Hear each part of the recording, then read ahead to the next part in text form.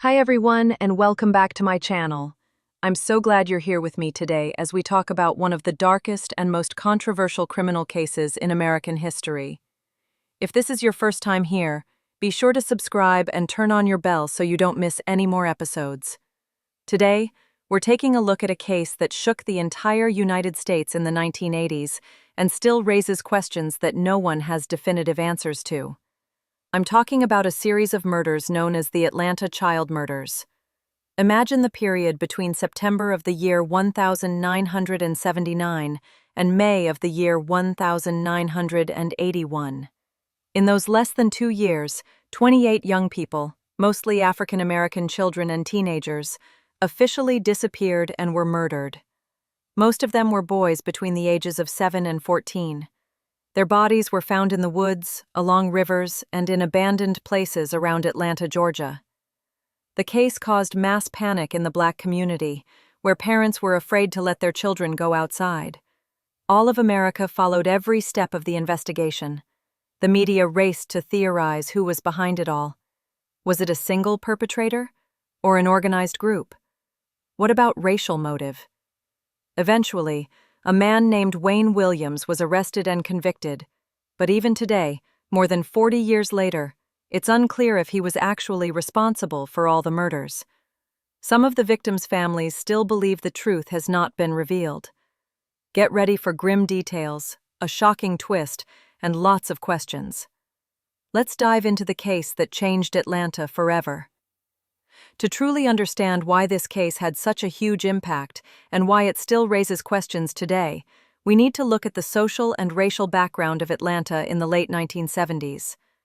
Because without that context, we would miss a significant part of the story.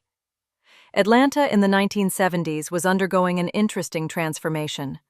On the one hand, the city presented itself as "too busy to hate," a slogan that was meant to suggest progressive race relations and economic growth. The city sought to build an image as a modern Southern metropolis where the Black community was gaining political power. In 1973, Maynard Jackson was elected as Atlanta's first African American mayor, which was seen as a historic milestone. However, the reality on the streets was considerably more complex than the official rhetoric. The Black community had a deep distrust of the police that had been building for decades. This distrust was not unfounded. It grew out of a long history of discrimination, brutality, and ignoring problems in Black neighborhoods.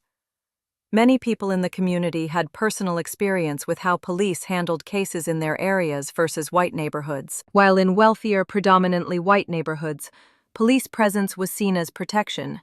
In poorer Black areas, it was often seen as a punitive force. Moreover, Atlanta's police force at the time was still predominantly white, although the city had a Black mayor.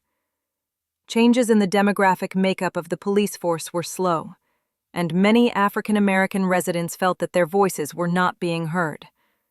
When reports of missing Black children began to surface, the initial reaction was lukewarm. Many families felt that if white children disappeared from wealthier neighborhoods, the response would be immediate and massive. This sense of double standards created a deep divide between the community and those who were supposed to protect and serve. There were also concerns about profiling and disproportionate targeting of young Black males. The community was accustomed to their sons being stopped by police for no reason, questioned aggressively, and generally viewed as potential criminals rather than citizens worthy of protection. This history created an atmosphere where communication between the community and the police was tense and fraught with mutual suspicion. To give you a better idea of daily life in the affected areas, I must describe the economic reality of Atlanta at the time. While downtown and the wealthier suburbs prospered, many Black neighborhoods faced systematic neglect of infrastructure, education, and social services. Poverty wasn't just about a lack of money. It was a complex web of problems that reinforced each other. Families often lived in overcrowded apartments or houses in poor condition. Many parents worked multiple part-time jobs, often for minimum wage, and still struggled to make ends meet. This meant that children were often alone at home or on the streets without adult supervision. There were no affordable after-school care programs, sports clubs, or community centers to provide a safe place for children to spend time. Schools in these areas were underfunded and overcrowded. Teachers often worked with minimal resources, and a classroom could have 30 to 40 students. There was no money for extracurricular activities, field trips, or even basic teaching aids. Many children went to school hungry because there was not enough food at home. The education system, which was supposed to be a path out of poverty, often failed children before they even got the chance. Crime was a daily reality in these neighborhoods. The drug trade was beginning to gain momentum in the 1970s, bringing with it violence and the disintegration of communities. Gangs offered young people a sense of belonging and protection they could not find elsewhere. For many teenagers, the attraction of fast money and respect on the street was stronger than the uncertain prospect of a low-paying job. Public transport was unreliable, and many areas were poorly lit. Children often had to walk long distances to school or to the store, through abandoned areas, parks with no maintenance, and areas where drug dealers and homeless people congregated. Parents often had no choice but to leave their children to fend for themselves, as they could not lose their jobs for being accompanied. Healthcare was unaffordable for many families. If a child was lost or injured, families often did not have the means to afford private detectives or legal assistance. They relied entirely on police and social services, which were overstretched and often indifferent to their problems. When the story began to reach the national media, the atmosphere changed radically. Initially, the local media paid relatively little attention to the disappearances. They were just more missing children from poor neighborhoods. But as the number of victims increased and the pattern became more apparent, the story exploded. National television stations sent their best reporters to Atlanta. Newspapers across the country had the story on their front pages. Suddenly, Atlanta was under the microscope of the entire nation. This media interest was a double-edged sword. On the one hand, it finally brought much-needed attention and pressure on authorities to solve the case. On the other, it created an atmosphere of hysteria and sensationalism. The media often presented Atlanta as a city under siege, a place of fear and chaos. Reporters focused on the most dramatic aspects: desperate mothers, children afraid to come out, accusations between different groups. This portrayal damaged the image of the city and put pressure on political leaders to show results fast. The public demanded answers. Demonstrations were held regularly. Activists from the civil rights movement came to Atlanta and accused the city of inaction. Conspiracy theories emerged. Some believed the Ku Klux Klan or other racist groups were behind the killings. Others speculated about serial killers, ritual murders, or even the involvement of government agencies. Mayor Jackson and other political leaders faced enormous pressure.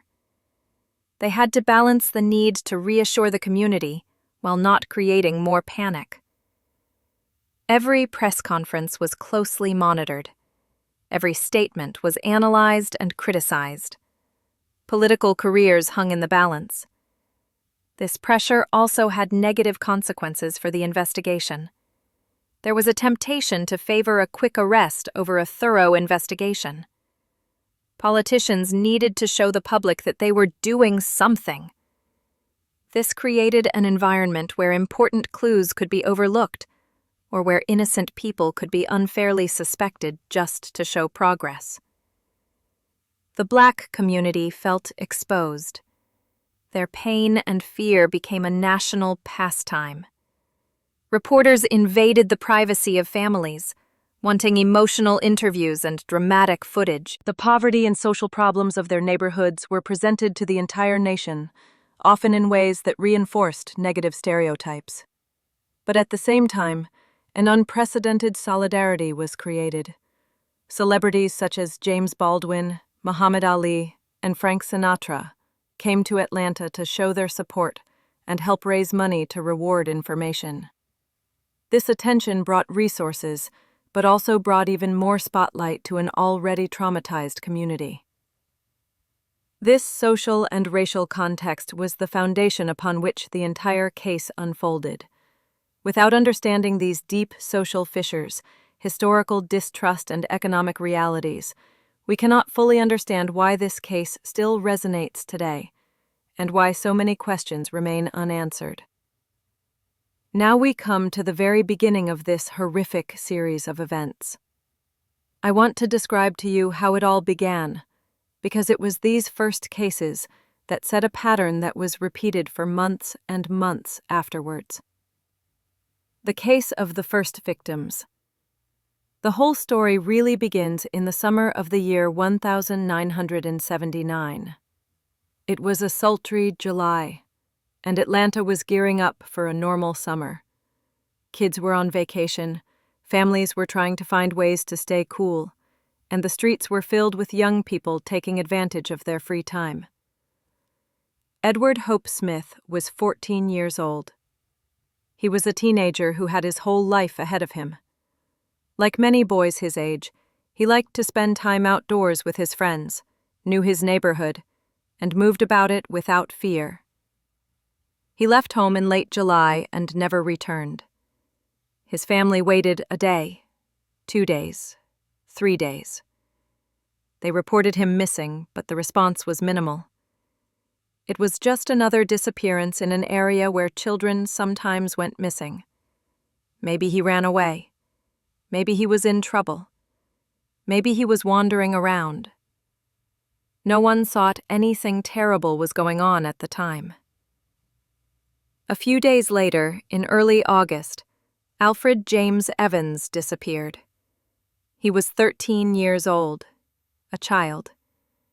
He also left home and just never came back. His mother was desperate, looking everywhere for him, asking neighbors, friends, anyone who might have seen him. But no one knew anything. It's like he just disappeared. On the 7th of August in the year 1979, a shocking discovery was made. In an abandoned lot on Niskey Lake Road, an area that was known as a place where people dumped their trash and where young people sometimes gathered, someone found 2 bodies. They were the bodies of Edward Smith and Alfred Evans. They were lying there together, as if someone had deliberately dumped them in the same place. Edward was found with a .22 caliber gunshot wound to his upper back. The bullet had penetrated his body and ended his young life in a brutal manner. Alfred's body was also at the scene, although the exact details of the cause of his death were not immediately clear. What was clear was that both boys had been murdered and their bodies dumped in this remote location. Imagine the scene. An empty lot overgrown with weeds, full of garbage, a place where no one normally goes. And there, in the middle of it all, 2 young victims of a violent crime. It must have been a traumatic experience for the finders. For the families, it was the worst possible end to their days of hope and prayer. The rise in the number of victims, the deaths of Edward and Alfred, were just the beginning. In September of that year, another boy disappeared, Milton Harvey. He was 14 years old. He left home and his body was later found. Then came November, and with it, the disappearance of 9-year-old Yusef Bell. Yusef was a little boy who had just come out to play. His body was discovered in an empty school building, stuffed into an alcove as if it was just a thing someone wanted to hide. December brought another tragedy. The disappearance of 12-year-old Angel Lehner. His body was found tied to a tree in the woods. The manner in which the body was left suggested that the perpetrator had taken care to ensure that the victim was found in a certain way. It wasn't just killing, it was staging. With the arrival of the new year, the year 1980, the disappearances and body finds continued. March brought the death of 10-year-old LaTonya Wilson, the first girl in the series. Her body was found under an old house, just a few blocks from her home. April, May, June. Each month brought new disappearances, new despair, new families in tears. The summer months were especially brutal. July and August of 1980 saw the disappearance of several more children. Earl Lee Terrell, 10 years old. Clifford Jones, 13 years old. Darren Glass, 10 years old. His body was never found, but he was included in the list of victims. Charles Stevens, 12 years old. Aaron Jackson Jr., 9 years old. Patrick Rogers, 16. Luby Jeter, 14. Each name represented a real child, a real family, a real life that had been violently ended. The pattern was horrifying. Young African-American boys, mostly between the ages of 7 and 16, disappearing from the streets of Atlanta. Their bodies found in abandoned places throughout the city and surrounding areas. A consistent modus operandi: drowning, suffocation, dumping the bodies near bodies of water.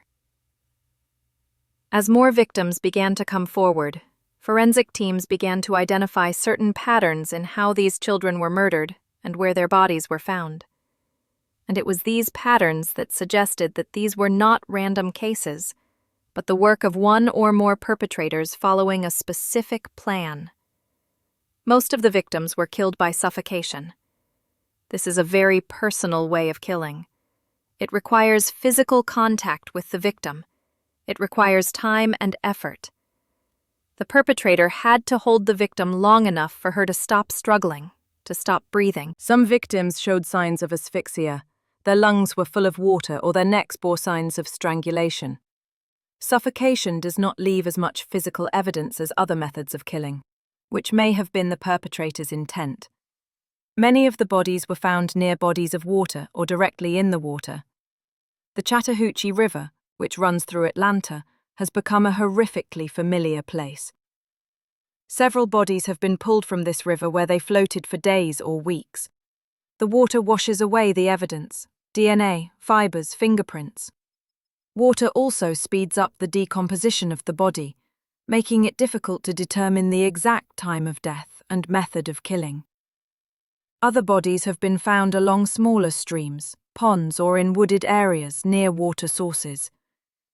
The perpetrator seemed to have deliberately chosen locations where bodies could be found, but only after a certain period of time. These were not places where people went every day, but neither were they such remote locations that the bodies would remain hidden forever.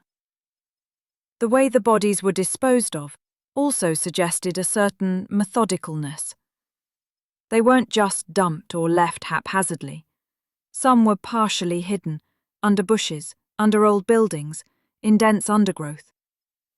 Others were left more in plain sight, as if the perpetrator wanted them to be found. This inconsistency was confusing to investigators. Did it suggest multiple perpetrators, or one perpetrator who was changing his approach? What was alarming was the speed with which these cases accumulated. It wasn't one disappearance every year or two. It was one a month, sometimes more in 1 month. Parents began to panic. Kids were afraid to go outside. The community was in shock. The bodies often showed signs that the victims had been kept somewhere before they were killed or before their bodies were dumped. Some showed signs of ropes or handcuffs. Others had signs of malnutrition or dehydration, as if they had been held without food or water. This indicated that the perpetrator had a place to keep the victims: a house, a garage, a basement, some place out of sight of others. Forensic evidence was limited in many cases. Bodies were often found in a state of advanced decomposition, especially those in water. This meant that traditional forensic methods, such as fingerprint identification or wound analysis, were difficult or impossible. In some cases, bodies were identified only by dental records or clothing. The victim's clothing was another clue. Some children were found wearing the same clothes they disappeared in. Others were naked or partially clothed. This suggested different scenarios. Some victims may have been killed shortly after abduction, while others may have been held for a longer period of time. The absence of sexual abuse in most of the victims was also interesting.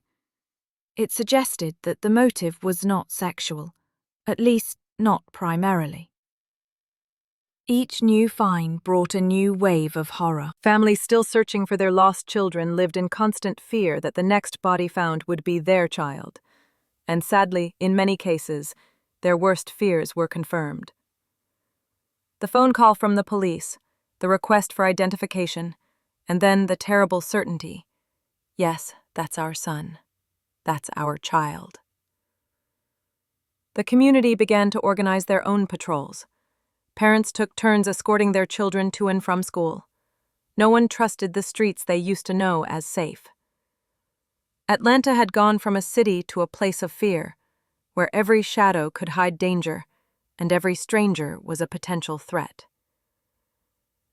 This period between the first disappearance and the growing number of victims was a time when terror became reality. It was no longer an isolated tragedy. It was a pattern, a series, a hunt for innocent children that seemingly no one could stop.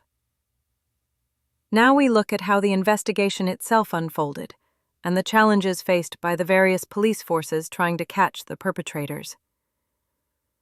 I have to tell you that the coordination of this investigation was extremely complex and fraught with obstacles. At the beginning of the investigation, the Atlanta Metropolitan Police Department stood relatively alone. The leadership of the homicide unit believed they were capable of solving the cases on their own. They had their procedures, their informants, their local knowledge.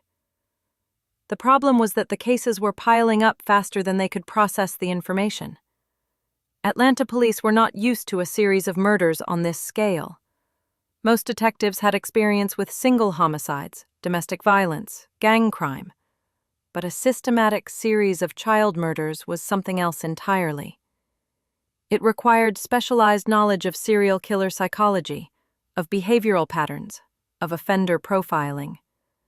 And those were skills that the local department simply didn't have on that scale. When talk of Federal Bureau of Investigation involvement began, friction immediately arose. Local police viewed the FBI as intruders coming in to take over their case and steal the glory for solving it. There were also racial tensions. Many black police officers and community leaders worried that federal agents who were not from Atlanta and did not know the local community would be insensitive and ineffective. The FBI, on the other hand, had its reservations about local police. Federal agents saw deficiencies in case documentation, in securing evidence, and in coordination between different departments. They felt that the local police underestimated the seriousness of the situation and did not respond quickly enough. Eventually, a joint investigative team was formed, but the road to its creation was winding. It took the intervention of the mayor, the governor of Georgia, and President Carter, himself a Georgia native who felt a personal responsibility to solve the case.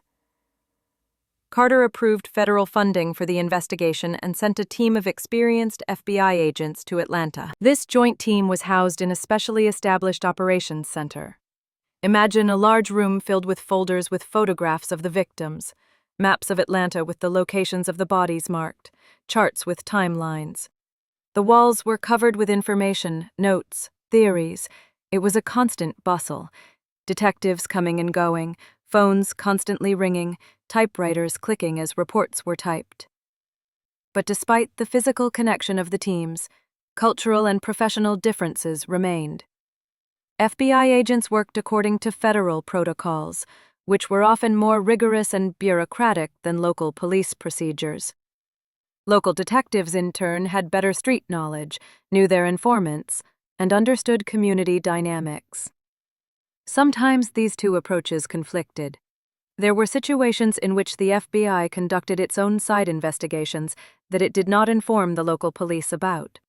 Again, local detectives sometimes followed their own leads without sharing them with federal agents. The lack of coordination led to a waste of resources and situations where different teams interviewed the same witnesses or followed the same suspects without knowing about each other. Commanding a joint team was an additional complication. Who has the final say? Who decides on priorities? Who communicates with the media?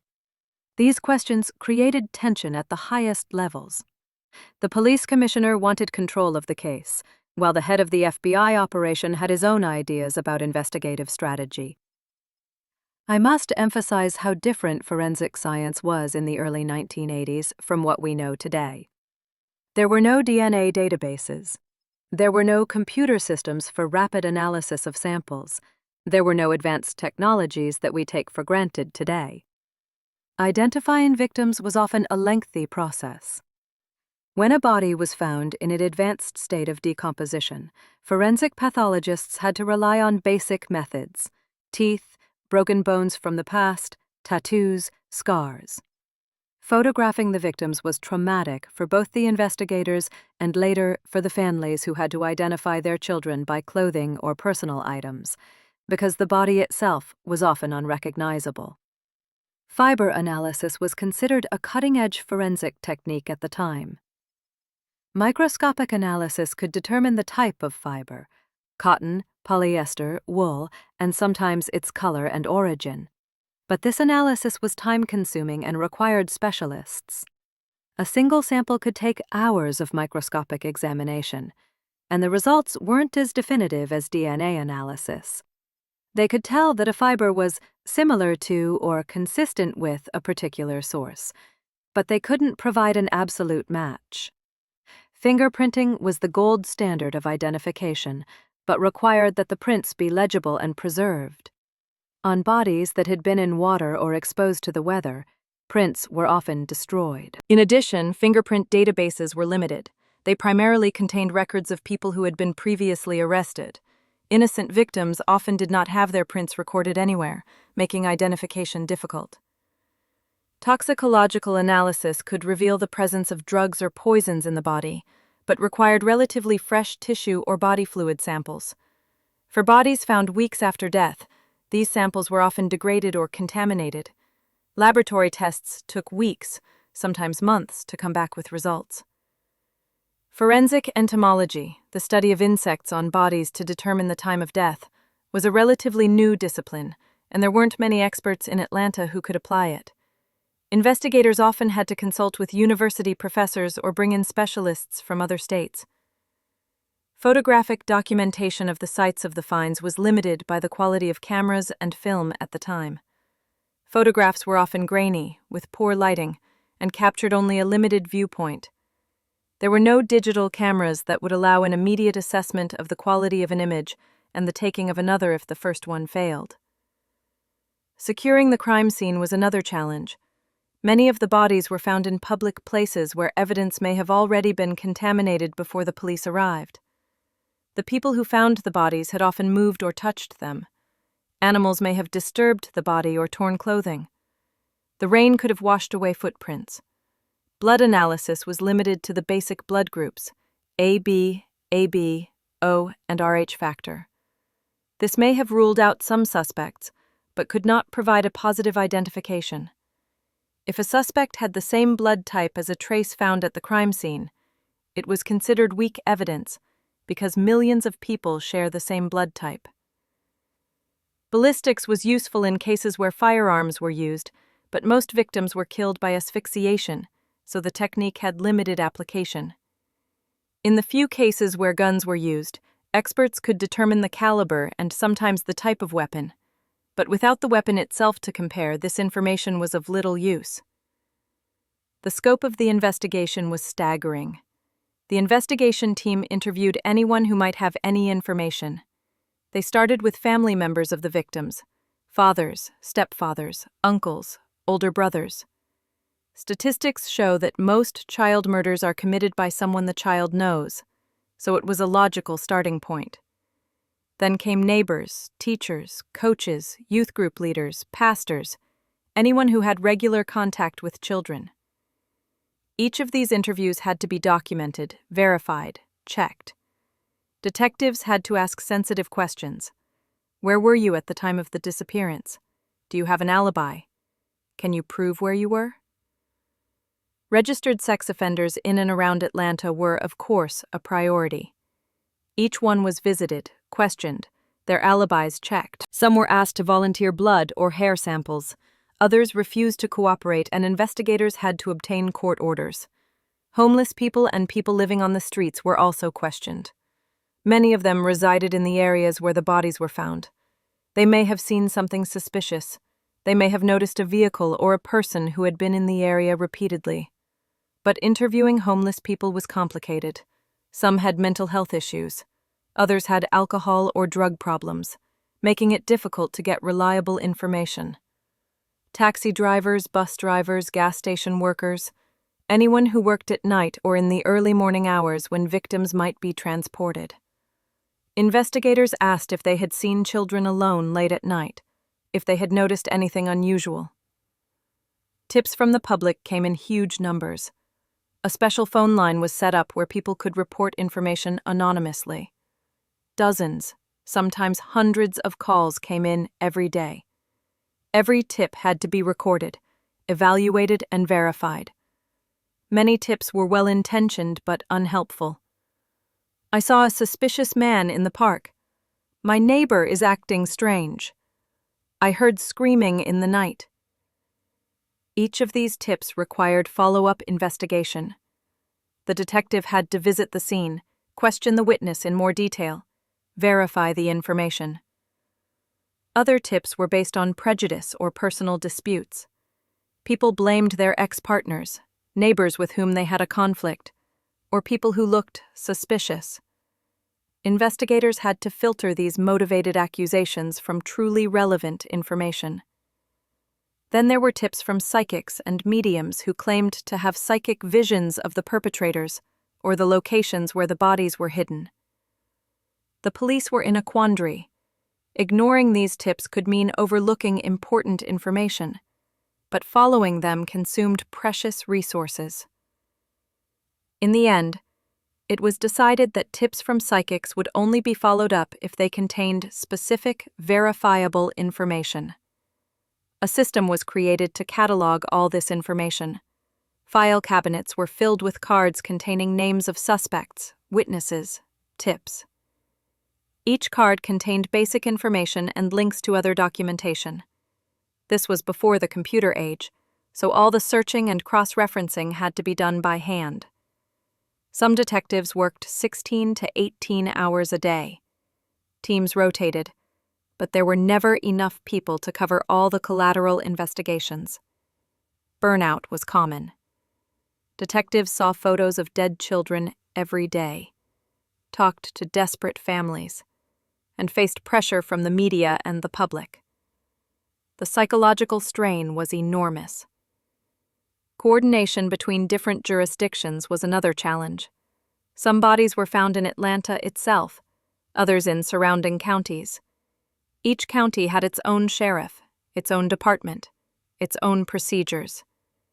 Information was not always shared effectively. A case investigated by one county could be related to a case in another county, but without a centralized database, it was difficult to identify those connections. The investigation became the largest operation of its kind in Georgia's history. Hundreds of police officers, dozens of federal agents, forensic technicians, administrative staff were deployed. Cost ran into the millions of dollars. And yet, month after month, the perpetrator remained elusive, and children continued to disappear. Now we come to the man who became the central figure in the case, Wayne Bertram Williams, a name that will forever be etched in the history of American crime fiction. I want to give you a detailed account of who this man was, how he came into the crosshairs of investigators, and what evidence linked him to these horrific crimes. Wayne Williams was a 23-year-old African-American man who lived with his parents in the southwest side of Atlanta. At first glance, he was not someone who fit the typical profile of a serial killer that people imagined. He came from a loving middle-class family. His father, Homer, worked as a school photographer, and his mother, Faye, was a teacher. He grew up in a house that had a solid reputation in the community. Wayne was an only child, and his parents seemed to spoil him very much. From an early age, he showed an interest in technology, electronics, and media.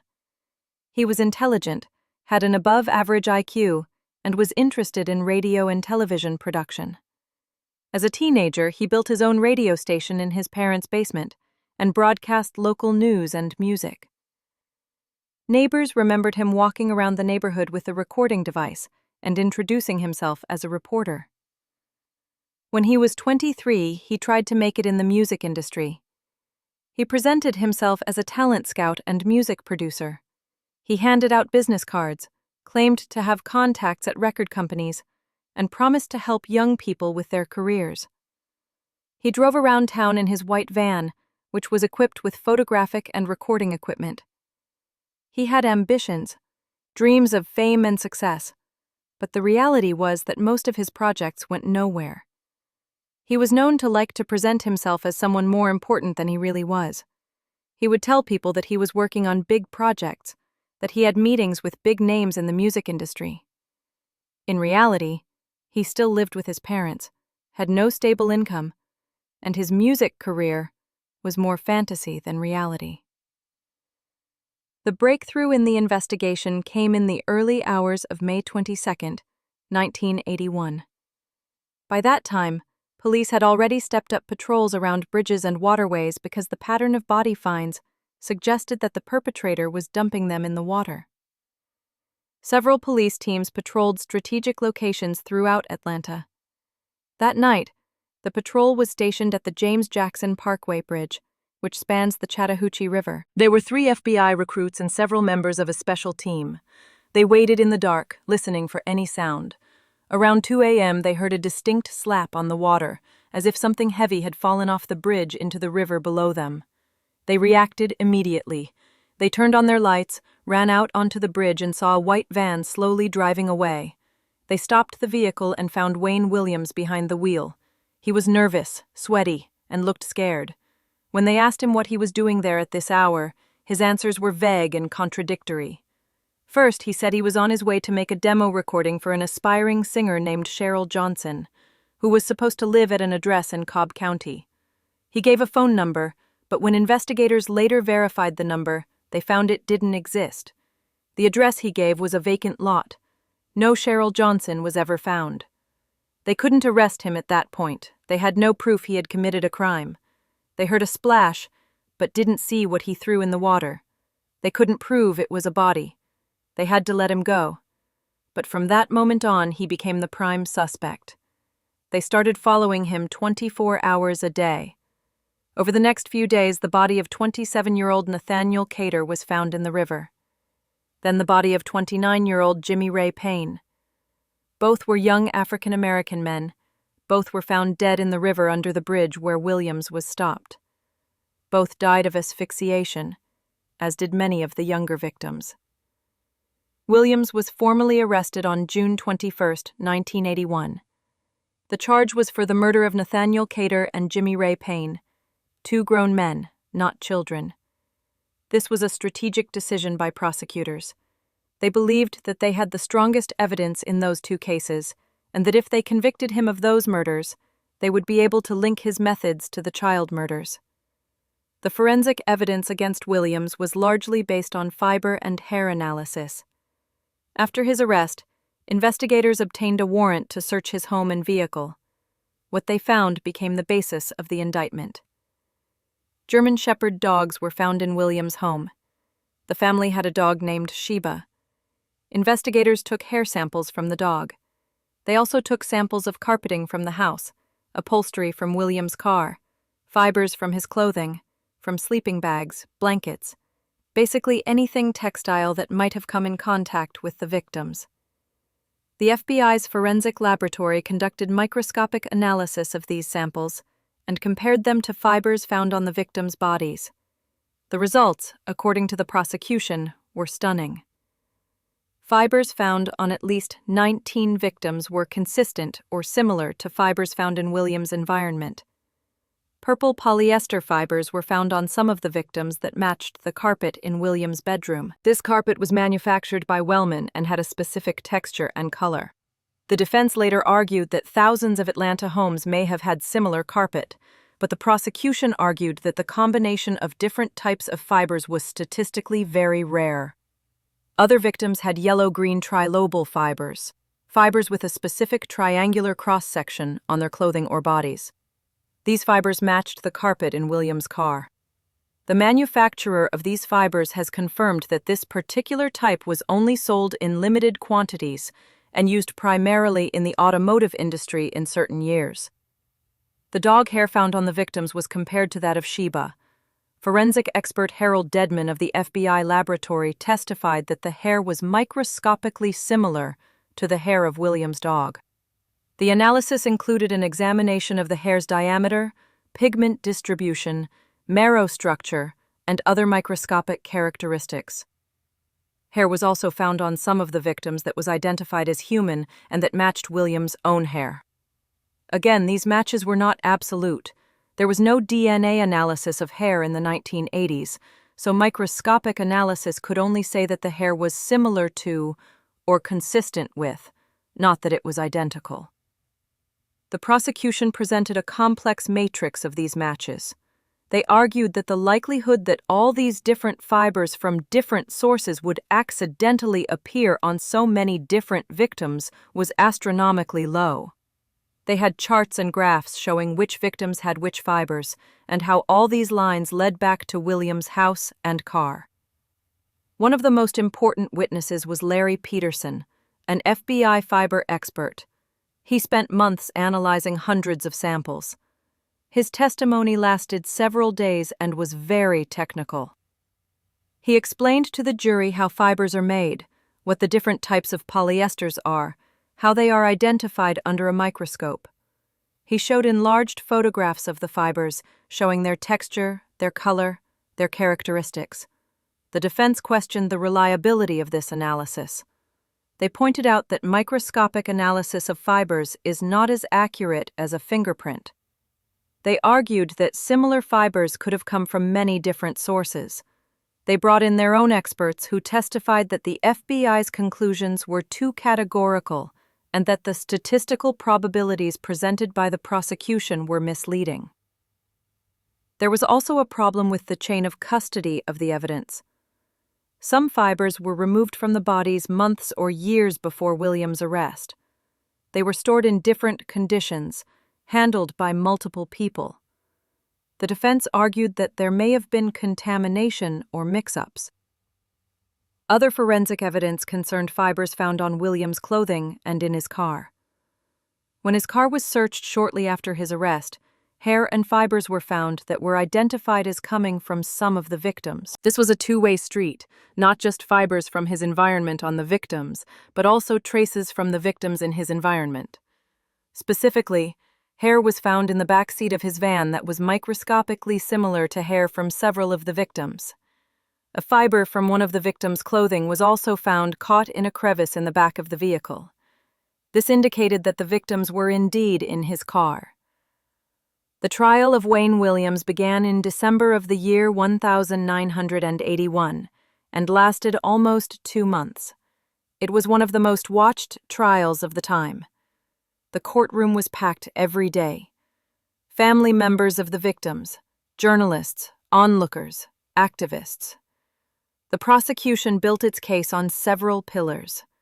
The first was forensic evidence, the fibers and hair I just described. The second was opportunity. Williams was seen on the bridge at a time that correlated with the likely time the bodies were thrown into the water. The third was witness testimony. Several witnesses came forward to testify that they saw Williams interact with some of the victims shortly before they disappeared. One witness claimed to have seen Williams talking to one of the victims at the mall. Another witness, who worked at a fast food restaurant, remembered Williams being there with a young boy who matched the description of one of the victims. There were also witness statements about Williams's demeanor and personality. Some of the young men testified that Williams approached them with offers to work in the music industry, inviting them to his car or house. They described him as manipulative, as someone who used the promise of a career to lure young people. The prosecution also presented evidence of Williams's sexual orientation. Several witnesses claimed he had homosexual tendencies, which in the context of the 1980s and the conservative South was highly stigmatizing. The prosecution argued that Williams attracted young men and boys with the promise of a career, but his real motives were sexual. When victims resisted or refused his approach, he killed them. This part of the case was very controversial. The defense objected that Williams's sexual orientation was not relevant, and that the prosecution was just using homophobia to create jury prejudice against him. But the judge admitted most of this evidence. Williams himself took the stand as a witness in his own defense. He denied any involvement in the murders. He claimed he was on the bridge that night because he was actually going to meet a potential singer. He could not explain why this person was never found, but insisted he was telling the truth. He denied throwing anything into the river. However, his performance on the witness stand was not convincing. Under cross-examination, he became defensive and sometimes arrogant. Prosecutor Jack Mallard confronted him with inconsistencies in his statements, with the lies he told police, with his behavior on the night of his arrest. Williams tried to explain himself, but his answers often sounded implausible. The jury deliberated for 11 hours. On February 27, 1982, they returned a verdict. Guilty on both counts of the indictment, the murder of Nathaniel Cater and the murder of Jimmy Ray Payne. Williams was sentenced to 2 consecutive life sentences without the possibility of parole. Although he was convicted of only 2 murders of adult men, the judge noted during sentencing that he believed Williams was responsible for many other murders. Police have officially closed 23 child murder cases as solved, although Williams was never tried for the murders. Since his conviction, Williams has consistently denied guilt. He has filed several appeals, all of which have been denied. He has requested a new trial based on new forensic techniques, specifically DNA testing, but these requests have also been denied or not granted. Today, more than 40 years after his conviction, Wayne Williams still sits in prison. He is being held at Hancock State Prison in Georgia. He is now over 60 years old. In interviews from prison, he continues to maintain his innocence, saying he was a scapegoat, that the police needed someone to charge and he was a convenient target. His parents, Homer and Faye, supported him until their deaths. They believed in his innocence and spent all their savings on his legal defense. They died believing their son had been wrongly convicted. Williams still has his supporters, people who believe the evidence against him was insufficient, that he was convicted based on questionable forensic science and prejudice. Others believe that justice has been served, and that Williams is exactly where he should be. I have to tell you that this case was never closed the way many people would have liked. Even after the conviction, questions, doubts, and theories remain that challenge the official version of events. Let's look at the different perspectives and controversies that surround this case to this day. When the court's decision was handed down, many people expected the families of the victims to finally find peace. But the reality was much more complicated. While some families were grateful that someone had been brought to justice, others were not at all convinced that the right person had been caught. Camille Bell, Yusuf Bell's mother, was one of the most vocal critics of the investigation's conclusions. Yusuf was a 9-year-old boy whose body was found in an abandoned school building. Camille became a leading figure in the organization of the mothers of the victims, and expressed her doubts from the beginning. She told reporters that she believed white supremacists were behind the murders, not a black man from their own community. She argued that the racial motive was too strong to ignore, and that Williams was just a convenient solution for police under pressure. Other parents expressed frustration that their children were simply added to the list of solved cases without individual investigation. After Williams was convicted, police declared 23 cases closed. But for the families, it meant that their particular cases were never actually resolved in court. No concrete evidence was presented linking Williams to their children. Their cases were closed by an administrative decision, not a court verdict. Some family members pointed to time discrepancies. Some of the disappearances occurred at times when Williams had documented alibis. He was at a family party. He was seen at another location. He had witnesses to his movements. How could he be responsible for all these murders if he couldn't have been in all the places at the same time? There was also the question of the age of the victims. The youngest victims were 7, 8, 9 years old, very young children. The oldest victims were young adult males in their 20s. That's a huge age range. It's unusual for a serial killer to have such a wide range of preferred victims. Usually, serial killers have a very specific type of victim that they're attracted to. This inconsistency has led some to believe that there can't be one perpetrator. Geographical distribution has been another point of contention. Bodies were found throughout Atlanta and surrounding counties, some in the north, some in the south, some in the city, some in remote wooded areas. Each perpetrator usually has a comfort zone, an area where he operates and where he feels safe. Such a wide geographic distribution is unusual for a single offender. The official number of victims has been put at 28, but many people believe the actual number is much higher. During the period of the murders, many more children and young people disappeared in Atlanta than were included in the official list. Some were later found alive, others were never found, and for some of the bodies, police determined that their deaths were not related to the series. The criteria for inclusion in the list of victims was quite arbitrary. They had to be African American children or young adults. The deaths had to exhibit certain characteristics, and they had to occur within a certain time frame. But what about victims who died just before or after that period? What about victims of other races? What about cases where the manner of death was slightly different? There are documented cases of children who disappeared at the same time and in the same area, but were not included in the official list. For example, some girls were found dead in similar circumstances, but because most of the victims were boys, these cases were considered unrelated. But is this logical? Couldn't the perpetrator change his pattern occasionally?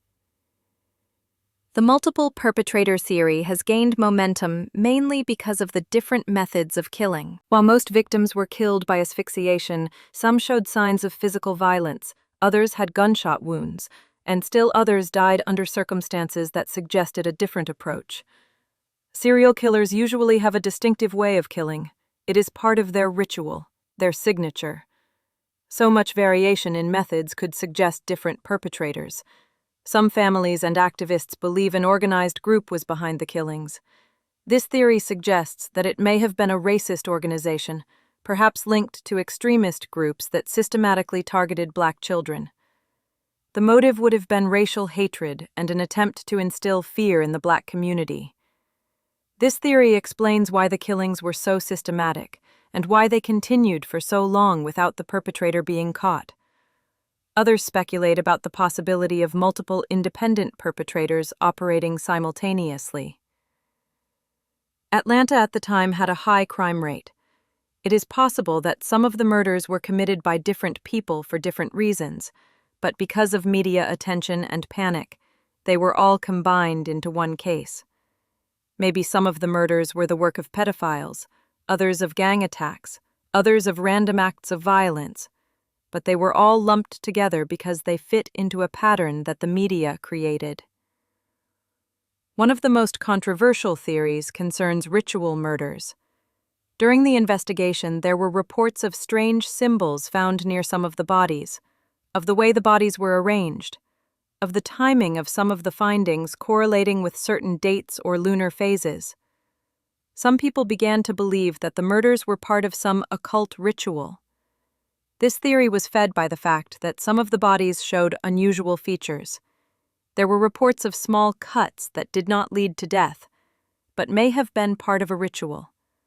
Some bodies had shaved head or body parts. Others had ligature marks that were not necessarily used to kill, but perhaps for some other purpose. The media gave this theory a lot of attention, which led to panic. People started talking about satanic cults, human sacrifices, secret societies. The police publicly dismissed these theories as nonsensical and counterproductive, but they resonated strongly in the community. For many people, the idea of an organized cult preying on children was even more frightening than the idea of one crazed killer. The organized crime theory was based on the observation that some victims had connections to the drug scene. Some of the older victims were known to be in drug trafficking rings. Could they have seen something they weren't supposed to see? Could they have witnessed something that made them a target? This theory suggests that some murders may have been carried out as a way of settling scores between gangs, or as a way of silencing potential witnesses. In the 1980s, the cocaine epidemic was beginning to hit American cities, and Atlanta was no exception. The drug trade brought violence and death. It is possible that some of these young victims were in the wrong place at the wrong time, or were involved in something they could not escape. Another alternative hypothesis was the involvement of a person or people in a position of authority or trust. A teacher, a pastor, a police officer, a social worker, someone the children would trust and go along with without resistance. This theory explains how the perpetrator could lure so many children without being seen by witnesses or the victims realizing the danger. If the perpetrator was someone the community respected and trusted, this could explain why he went undetected for so long. There is also a theory that some of the murders may have been committed by members of the investigative force itself. This very dark hypothesis suggests that someone within the police or another agency may have abused their position to commit crimes. This person would have access to information about the investigation, would know where to look for victims, how to avoid detection. This theory is, of course, highly speculative and has never been proven, but it does come up occasionally in discussions of the case. Some researchers and journalists believe that the truth lies somewhere in the middle, that Williams may have committed some of the murders, but certainly not all of them. He may have been an accomplice or part of a larger network. He may have known other people who committed similar crimes, and their activities overlapped. This theory would explain why some evidence points to Williams while other aspects of the case don't fit. It is also important to note that many of these theories are based on an unconvincing sense that the case was closed too quickly and too neatly. After Williams' arrest, the murders stopped, which was presented as evidence of his guilt. But critics point out that the massive media attention and increased police presence would have deterred any perpetrator, not just Williams. Correlation does not imply causation. All these disputes and theories show that the Atlanta child murders case is not as clear-cut as it may seem. It is a reminder of how complex criminal investigations can be, and how important it is to remain open to different possibilities until all questions are answered. Now I want to talk about what these murders have done to the community itself. Because the impact wasn't just about statistics or court cases, it was about real people who had to live in fear and face the consequences of this horror every day. The relationship between the Black community and the Atlanta police was forever scarred.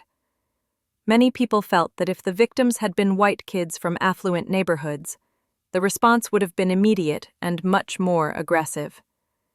They saw how the first cases were deflected as police officers suggested that the children might have just run away, or were wandering the streets. This perception created a deep wound that healed very slowly.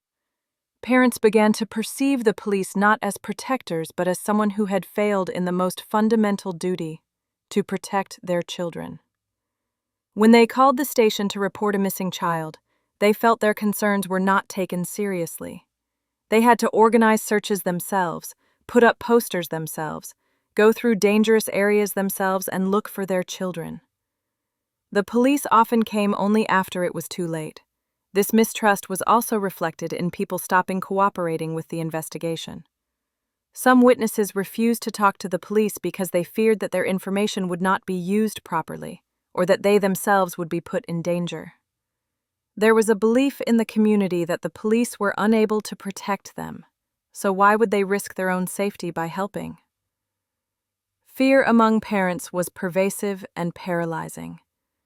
Mothers and fathers stopped sleeping at night. They listened for every sound, checked locked doors several times a night, got up in the middle of the night to check if their children were still in bed. Every phone call could be the worst announcement. Every time a child was late from school caused panic. Children could no longer go out to play like they used to. Parks that had been full of laughter and play were empty. Parents accompanied their children everywhere, to school, from the store, to friends. No one was allowed to be alone. This loss of freedom was hard for the children. They could not experience a normal childhood. They could not discover the world. They could not learn independence. Instead, they grew up in an atmosphere of fear and mistrust. School attendance dropped because some parents chose to leave their children at home, where they considered them safer. This had long-term educational consequences for an entire generation of children. Other parents sent their children to relatives in other cities or states until the danger was averted. Families were separated. Children were torn from their environment, all because of the fear of an unknown predator. When the community lost trust in official authorities, they began to create their own protection systems. Neighborhood watches were spontaneously formed in different neighborhoods. Groups of adults, mostly fathers and older brothers, organized themselves into patrol teams. They walked the streets day and night, watching for suspicious vehicles, noticing strangers in the neighborhood. These patrols operated on the principle of mutual aid. Each neighborhood had its own team that took turns patrolling. They used walkie-talkies or home CB radios to communicate with each other. If anyone saw anything suspicious, they immediately reported it to the others. They created a network of eyes and ears that covered entire areas. Some of these patrols were very organized. They had schedules, rules, even uniforms or markings. Others were more informal, just groups of neighbors who decided to keep an eye on each other. But they all had the same goal: to protect their children when the police couldn't. Church communities played a key role in organizing these protective measures. Pastors and church leaders mobilized their congregations. Meetings were held after services to plan security strategies. Church buildings became the center of coordination. That's where patrol teams went out, where information was gathered, where families gathered to seek support and comfort. Community centers began to offer after-school childcare programs. They realized that many children were at risk right between the end of school and when parents returned from work. Volunteers organized activities, sports programs, art classes, anything that kept the children in a safe, supervised environment. These programs were often funded by donations and collections in the community. Escort services also sprung up. Volunteers offered to escort children to and from school, to the doctor, to the store. They created a system where no child had to be alone. Older women who no longer went out to work sat at the windows and watched the street. They became unofficial neighborhood watchmen who knew every child, every adult, every car that belonged in the area. Some businesses in the community contributed by offering their spaces as safe havens. Stores, restaurants, gas stations, all had stickers on their windows indicating that they were a safe place for children to escape to if they felt threatened. The owners of these businesses were trained on how to react, who to call, how to calm and protect the child. For the families who lost their children, Life as they knew it was over. Losing a child is the worst tragedy a parent can experience. And these families have had to face not only grief, but also public scrutiny, media attention, and sometimes recrimination. Many mothers and fathers have never recovered from this loss. Their lives stopped the moment they learned of their child's death. Some mothers described how every morning upon waking there is a brief moment when they forget that their child is gone. And then reality hits them with full force. This cycle of pain repeated itself day after day, year after year. Marriages and family relationships often suffered under the weight of such grief. Parents grieved in different ways and at different rates. Some withdrew into themselves. Others immersed themselves in activism or work to escape the pain. This different response to loss led to estrangement between partners. Many marriages broke up in the years following the murders. Siblings of the victims bore their own burdens. Some felt guilty that they survived while their brother or sister died. Others faced neglect because their parents were so immersed in grief that they could not provide adequate care for their remaining children. They grew up in homes marked by constant grief, where birthdays and holidays were celebrated, but there was always an empty chair, a wordless reminder of the one who was missing. The economic impact was also devastating. Many families spent all their savings on funerals, legal fees, private investigators. Some parents lost their jobs because they could not function after their child's death. They sank into poverty, adding material hardship to their emotional suffering. The community as a whole bore a psychological scar. Generations of children who grew up during the killings were marked by trauma. They learned to distrust strangers, to fear the dark, to see the world as a dangerous place. This collective trauma influenced the way this generation raised their own children, with overprotection, with anxiety, with difficulty letting them out into the world. Therapeutic services in the Black community were limited in the 1980s. There was a stigma around mental health, a sense that seeking help was a sign of weakness. Many families suffered in silence, without professional support to help them process the trauma. Some families found comfort in faith and church, but others felt abandoned even by God. The anniversary of the murders brought new waves of pain. Each year, as the date of the disappearance or discovery of the child's body approached, the family relived the horror. The media often contacted families on anniversaries, requesting interviews, reopening wounds. Some families chose to speak out, hoping that keeping the story in the news would lead to new information. Others refused all contact and tried to live in private. Cemeteries became places of constant visitation. Mothers came every day, talking to their children, bringing flowers, toys, favorite foods. These visits were a ritual of mourning that never ended. The tombstones of the young victims became a sad symbol of lost innocence and a stolen future. The community also faced stigmatization from the outside. Atlanta gained a reputation as a dangerous city, a place of child murder. This had an impact on tourism, on investment, on the way the whole region was perceived. The people of Atlanta, especially the Black community, felt marked by this tragedy. When they said where they were from, people immediately associated their city with the murders. Yet amidst this darkness, there were also stories of resilience and strength. The community came together in ways that would not normally be possible. Neighbors who didn't know each other before became friends. New organizations focused on protecting children and supporting families emerged. Out of the ashes of tragedy grew a determination to ensure that something like this would never happen again. Let us now look at how the situation is evolving now, and what new possibilities modern science offers for reopening this case. It is fascinating to see how technology is changing the way we can look at old, unsolved questions. In recent years, there has been a renewed effort to re-examine the Atlanta child murders case. It's not just academic interest, it's real families who are still living with pain and uncertainty, who are actively fighting for justice. These families have banded together to form a coalition demanding a new investigation. Their arguments are compelling.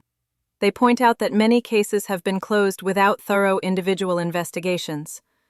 When Williams was convicted, the police simply declared 23 cases solved by administrative fiat.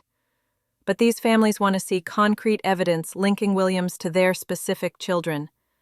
They want to know exactly what happened to their sons and daughters. In 2019, Atlanta Mayor Keisha Lance Bottoms made a significant statement. She announced that the city would reopen the Atlanta child murders investigation. This decision came after years of urging from families and community activists. The mayor said that technology has advanced to the point where it is possible to examine old evidence with new eyes and perhaps find answers that were not available 40 years ago. This announcement brought a renewed sense of hope to families. Finally, someone in a position of power was listening to their cries. Finally, there was a possibility that they would learn the truth. But it also brought concern. What if the new investigation didn't bring any new answers? What if it just reopens old wounds without providing closure? Some families have been particularly vocal in their belief that their cases have been wrongly linked to others. They believe their children were murdered by someone else under different circumstances, but were simply added to the list because it was convenient. They want their cases to be investigated separately, not as part of a larger whole. There are also families of victims who were never officially included in the list of 28. These families believe that their children were also victims of the same perpetrator or perpetrators, but for some reason their cases were excluded. They are fighting for recognition, for their children to be included in the official investigation, and for their loss to be acknowledged as part of this tragedy. Advocates and legal organizations have joined these efforts. The Innocence Project and similar organizations offer legal assistance to families seeking access to evidence or requesting new testing. These organizations, specializing in cases of potential miscarriages of justice, see the Atlanta child murders as a case that deserves a fresh look. This is where we get to something really exciting. Forensic DNA genealogy is a revolutionary technique that has solved dozens of cold cases in recent years. You may have heard about the Golden State Killer case, which was caught decades later thanks to this very method. And now there's hope that a similar approach could shed light on the Atlanta child murders case. Forensic DNA genealogy works by taking a DNA profile from a crime scene and uploading it to public genealogy databases like GEDmatch or Family Tree DNA. These databases contain millions of DNA profiles from people who have voluntarily uploaded their DNA test results as part of their interest in their family history. When a partial match is found, forensic genealogists can work backwards through family trees to identify possible suspects. In the Atlanta child murders case, there are biological samples that were taken from the victims' bodies and from the discovery sites. These samples have been stored for decades in various conditions. The question is whether they are still usable for modern DNA analysis. DNA degrades over time, especially if it has not been stored under optimal conditions. But DNA extraction technology has improved dramatically, and scientists are now able to obtain usable profiles even from very old or degraded samples. In 2019, it was announced that some evidence would be retested using modern DNA techniques. This includes hair, tissue, blood, and other biological material. The aim is to produce complete DNA profiles which can then be compared with existing databases or used for forensic genealogy. One of the challenges is obtaining permission for testing. Some evidence is still considered part of closed cases, and retesting requires legal approval. There is also the question of who should pay for this testing. Modern DNA analysis is expensive, especially when we are talking about dozens of samples from so many different victims. Another interesting possibility is retesting Williams's own DNA and comparing it to evidence from cases for which he was never tried. If his DNA is found on victims not officially linked to his conviction, it could strengthen the argument that he was indeed responsible for multiple murders. Conversely, if his DNA is not found where it should be, it could support theories of his innocence or the involvement of other perpetrators. There is also the possibility of DNA testing from other suspects who were considered during the original investigation but never charged. Some of these individuals are deceased, but their relatives could provide DNA samples for comparison. This could rule out or confirm the involvement of these alternative suspects. The Atlanta child murders case is experiencing a renaissance in popular culture and investigative journalism. A new generation of storytellers has delved into this case with fresh perspectives and modern tools.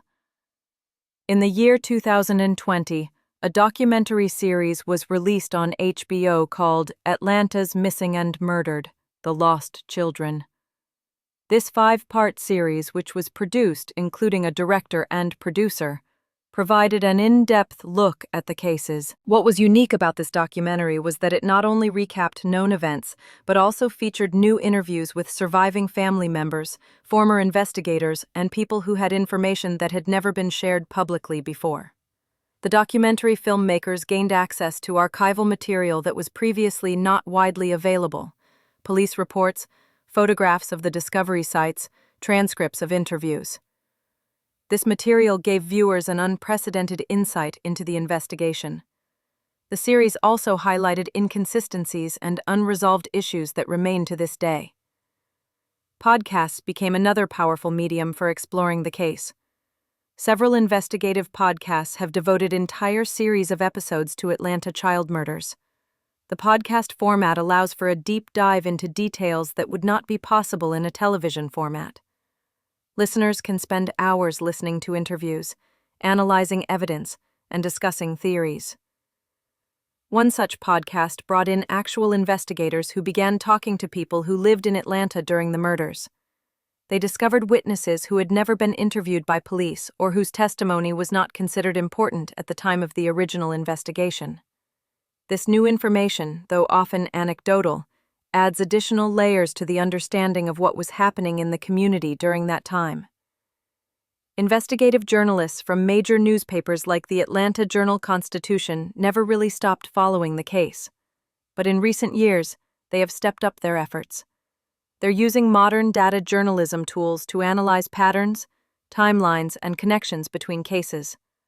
Some of their reporting has uncovered new information about people who were suspects at the time of the murders, but whose names have never been publicly released.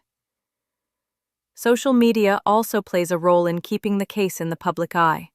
There are Facebook groups, threads on Reddit, and Twitter accounts dedicated to discussing the case. Amateur detectives and true crime enthusiasts share theories, analyze evidence, and sometimes even conduct their own investigations. While this amateur work must be taken with a grain of salt, it can sometimes yield interesting insights or highlight overlooked details. Academics have also shown a renewed interest. Universities offer courses on the case as part of studies in criminology, forensic science, or American history. Students write theses analyzing various aspects of the case, from the forensic techniques used in the 1980s to the sociological impact on the community. This new interest is having a real impact. It keeps the case in the public eye, which puts pressure on authorities to continue investigating.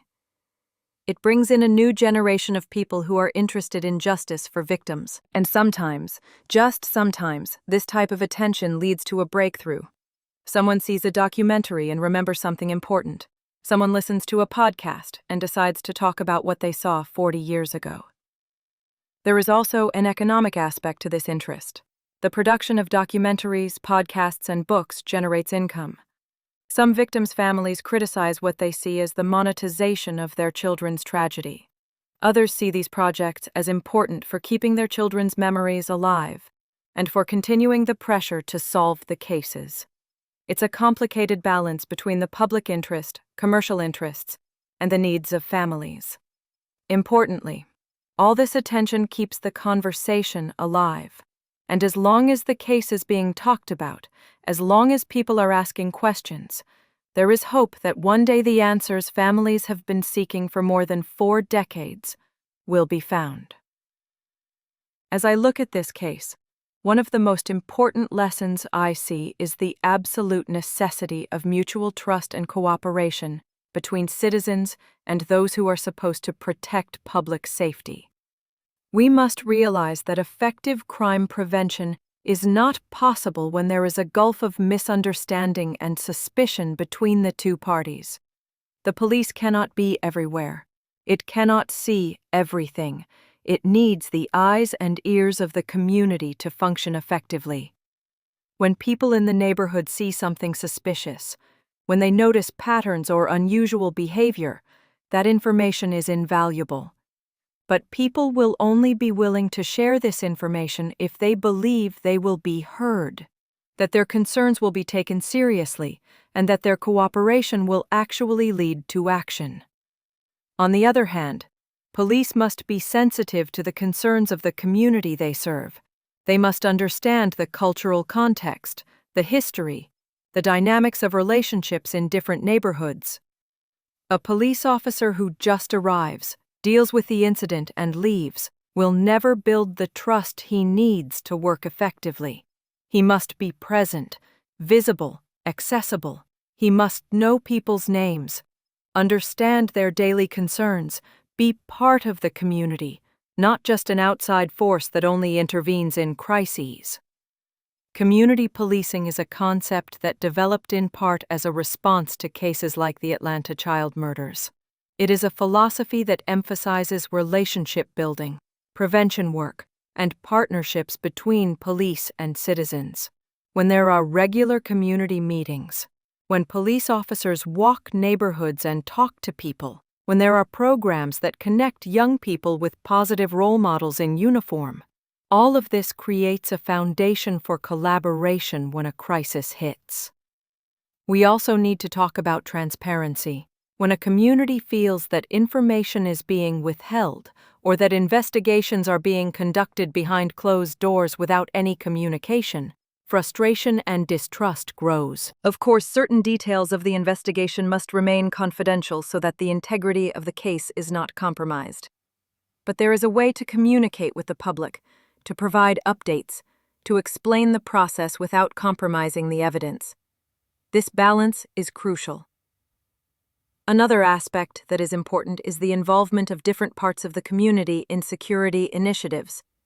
Schools, churches, community organizations, local businesses, all have a role to play. When teachers are trained to recognize the warning signs of neglect or abuse, when pastors provide a safe space for young people, when store owners are vigilant and willing to help, the entire safety net becomes stronger. This lesson is perhaps even more relevant today in the era of social media and the 24-hour news cycle. We have seen how the desire for quick answers and media pressure can affect the course of an investigation in ways that are not always positive. When something terrible happens, it is human to want immediate explanations.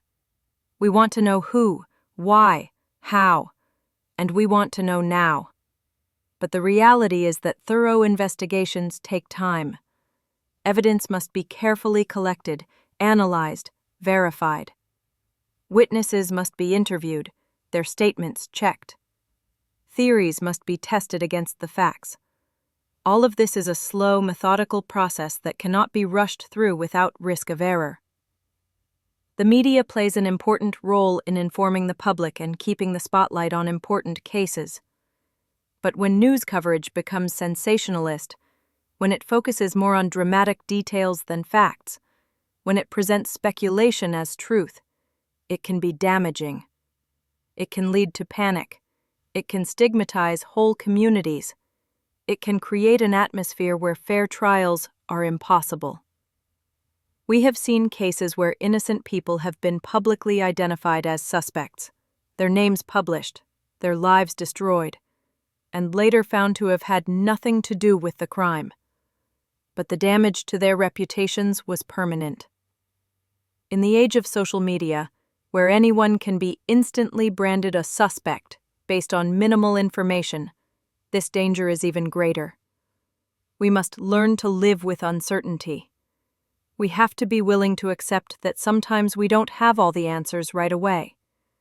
We must resist the temptation to jump to conclusions based on incomplete information. This requires a certain discipline and critical thinking, which are rare commodities these days. As media consumers, we also have a responsibility. We should question, where is this information coming from?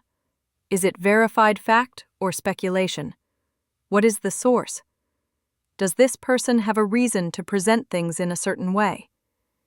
When we read headlines or watch the news, we should be critical and look for more than superficial explanations. This is where I want to open a conversation with you, my viewers. Because the solution to these problems is not up to one person or one institution. It's up to all of us. What can we do better as a society to protect the most vulnerable among us? First, we need to invest in prevention. That means funding programs that provide young people with alternatives to life on the streets. Sports clubs, arts programs, mentoring initiatives, job opportunities for teens. All of these create structure and purpose that can steer young people away from dangerous situations. Prevention is always cheaper and more effective than responding to crime after it happens. We also need to talk about systemic inequalities. Poverty, lack of access to quality education, discrimination. All of these create an environment where children are more vulnerable. When families are struggling just to survive, when they do not have the resources to adequately care for their children, when they live in areas without infrastructure and services, this creates a breeding ground for tragedy. Addressing these structural problems is a long-term project, but it is necessary. Education is key. Children should be taught about personal safety in a way that informs them without frightening them.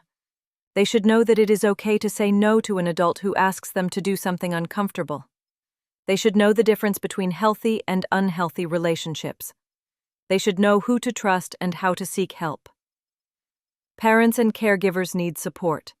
Raising children is the hardest job in the world, and many parents do it without adequate resources or support. Community programs that offer parent education, support, practical help, these can make a huge difference. Technology can be a tool, but we need to use it wisely. Early warning systems, safety apps, tracking devices, all can help, but we need to balance security with privacy and with the need for children to develop independence. We also need to talk about mental health. Many perpetrators of violent crime have unresolved psychological issues. If there was better access to mental health care, if the stigma around seeking help was removed, perhaps some of these tragedies could have been prevented. Finally, we need to create a culture where child protection is an absolute priority. This means that when someone sees or hears something that suggests a child is in danger, they are not afraid to speak up. It means that institutions, schools, churches, sports clubs have strict protocols for protecting children and for reporting suspicious behavior. It means we take children's voices seriously when they tell us something is wrong. I want to challenge you to think. What can you do in your community? Maybe it's volunteering in a mentoring program. Maybe it's being more vigilant in your neighborhood. Maybe it's supporting organizations that work to protect children. Maybe it's just being that adult that kids can trust and come to when they need help. Each of us has a role to play, and perhaps that is the most important message of the Atlanta child murder story. That we cannot be indifferent, that we must be proactive in protecting those who need it most. And here we are. We have reached the end of this very emotional and complex story. I want to thank you for sticking with me to the end, because I know it was not an easy listen. Now I want to summarize what we have been through together and talk to you about why it is important that we share these stories. As I look back on all that we have shared today, I realize how complex and multifaceted this case really is. It is not a simple story with an obvious beginning, middle, and end. It is a tangled web of events, decisions, circumstances, and human lives that are forever intertwined in one of the darkest periods of American history. We began with a look at Atlanta in the late 1970s, a city struggling to find its identity between the Old South and a new progressive vision. We saw how racial tensions and economic inequality created an environment where certain lives were seen as less valuable than others. This is not an accusation. It is simply a reality that we must acknowledge if we are to understand what happened. Then we watched the horror unfold, gradually, almost imperceptibly at first, before it became an avalanche that engulfed the entire city. We imagined the desperation of families who searched for their children, only to hear the worst possible news. We talked about how the investigation faced obstacles: technological, organizational, cultural. We met the central figure in this drama, the man who was identified as the perpetrator, and examined the evidence that led to his conviction. At the same time, we opened the door to the doubts and alternative explanations that still resonate among those who seek the truth. We saw how this tragedy changed a community forever, how it eroded trust, how it created fear that has endured for generations, but also how it brought people together in ways that would not have been possible otherwise. And finally, we looked at the present, at how modern science and renewed interest offer the possibility of new answers. What fascinates and frightens me about this story is that after more than 4 decades, we still don't have definitive closure. There are still unanswered questions. There are still families waiting for justice. There is still room for doubt. And it reminds us that real life is not like a detective story where everything is solved in the last chapter. One thing I want to emphasize more than anything else is that behind every issue, behind every name I've mentioned today, there was a real person. A child with dreams, with hopes, with a personality, with people who loved him. It's not just a statistic. It's not just a criminal case. It's 28 lives lost, 28 families forever scarred.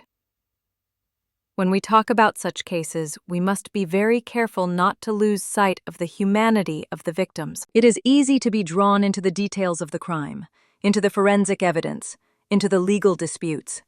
But we must not forget that each of these victims had a favorite food, had friends, had a place where they liked to play, had things that made them laugh. She had a future that was stolen from her. Respecting the victims means telling their stories with dignity. It means not using their tragedies as entertainment or sensationalism. It means remembering them as whole human beings, not just victims of violence. Some families have created foundations or scholarships in their children's names, ways to keep their memory alive through positive action. Memory is a powerful thing. When we remember these tragedies, we ensure that the victims did not die in vain. Their stories become a warning, a lesson, a call for change. Each year, memorial events are held in Atlanta where families, friends, and community members gather to honor the memory of the lost children. They light candles, share memories, and pray for justice. Awareness is another key element. We need to educate new generations about what happened, not just as a history lesson, but as a living example of what can go wrong when a society fails to protect its most vulnerable members. Schools should teach about these cases in the context of civil rights, social justice, forensic science. Students should understand not only the facts of the case, but also the broader societal issues it reveals. Supporting families also means practical help. Many of these families are still living with the economic consequences of their loss. Some have spent everything they had on funerals and legal battles. Community organizations and charitable groups can play a role in providing that support, whether financial, emotional, or legal. And we need to listen. When members of these families speak, when they share their stories, their pain, their frustrations, we need to pay attention. We must not dismiss them as people who cannot let go of the past. Their pain is legitimate. Their questions are legitimate. Their voices deserve to be heard. Now, I want to turn directly to you who have spent this time with me. If you have made it this far, it means that this story has reached you in some way. Maybe you're fascinated by crime fiction. Maybe you're interested in history. Maybe you just feel the need to understand the darker side of human nature. Whatever your reason, I'm grateful you're here. If you enjoyed this video, if you found value in what I shared, please give it a thumbs up. That helps me understand what type of content you're interested in, and it also helps YouTube's algorithm to show this video to more people. The more people who learn about these cases, the more likely someone, somewhere will have information that could help. Be sure to subscribe to my channel. I plan to cover many more fascinating and important criminal cases. Each week, I bring you new content, from historical cases like this one to contemporary mysteries. I'll be delving into the psychology of serial killers, the forensic science, and the legal aspects of these cases. If you're interested in true crime with an emphasis on depth and respect for the victims, this is the channel for you. Don't forget to turn on the bell after you subscribe. This will ensure that you receive a notification every time I upload a new video. I don't want you to miss any episodes because every story I tell is meticulously researched and prepared with loving attention to detail. And now the most important part. I want to hear from you. The comments section is open and I actually read every comment you write. What do you think about this case? Do you believe Wayne Williams was responsible for all the murders? Or do you feel there is more to it than meets the eye? Do you have your own theories about what might have happened? Maybe you have a personal connection to this case. Maybe you're from Atlanta. Maybe you know someone who was alive during the events. Maybe you've even had direct experience with how it affected your community. If you feel comfortable sharing this, your stories could add a new dimension to our understanding. I'd also like to know, what other cases would you like me to cover? Are there any unsolved mysteries or controversial cases that fascinate you? Your suggestions are invaluable to me in planning future content. This channel is for you, so your voice really matters. If you have friends or family members who might be interested in this type of content, please share this video with them. The larger the community we build around this channel, the richer our discussions will be, and the more influence we can have in keeping these important stories in the public eye. Thank you again so much for your time and consideration. I know this has been a difficult topic, but I believe it is important to talk about. I'll see you in the next video where we'll explore another fascinating case. Until then, be safe, be kind to each other, and remember, the truth will always find its way to the light, even if it takes decades. Bye for now, and I look forward to our next journey together into the world of true crime.